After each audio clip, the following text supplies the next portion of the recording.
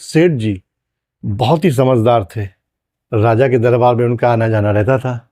एक दिन राजा जी का दरबार लगा था और सेठ जी आए तो राजा जी ने सबके सामने, दरबारी के सामने, सेठ जी को एक अशर्फी से भरा थैला दिया और कहा, ये आपका हो गया, क्योंकि आप बहुत समझदार हैं। मुझे गर्व है कि आपके जैसा सेठ हमारे राज्य में रहता है।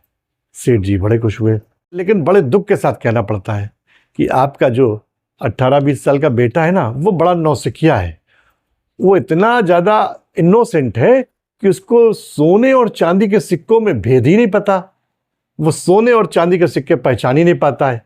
पूरे दरबार के सामने उन्होंने ऐसी बात कह दी तो सेठ जी को बड़ी किरकिरी महसूस हुई कि बताओ, मेरे लड़के की बदनामी हो गई। सेठ जी घर पहुंचे और तुरंत उन्होंने अपने लड़के को बुलाया और एक थैली में सोने के सिक्के भरे और एक थैली में चांदी के सिक्के, और उसको दिखाते हुए बोला, बताओ इसमें से सोने के सिक्के कौन से हैं, चांदी के कौन से हैं। लेकिन देखते 1 सेकंड के अंदर बता दिया कि सोने के ये और चांदी के वो। अब सेठ जी बड़ा हैरान, बोले, जब तुम्हें पता है तो मेरी फजीहत राजा के दरबार में क्यों कराते हो।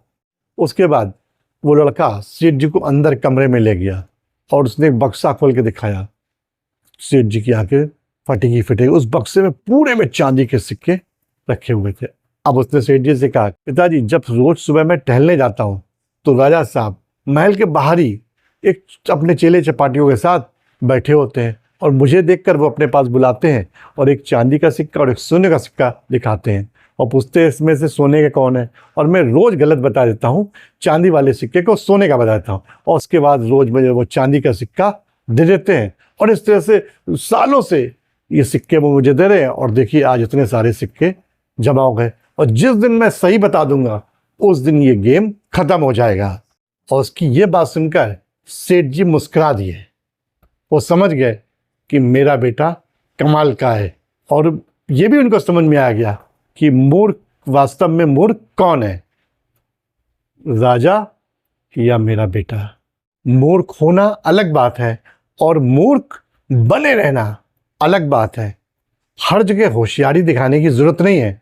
बार बार स्वर्णिम मौके की तलाश मत करो, बल्कि जो मौका मिलता है उसे ही स्वर्णिम मौका बना लो।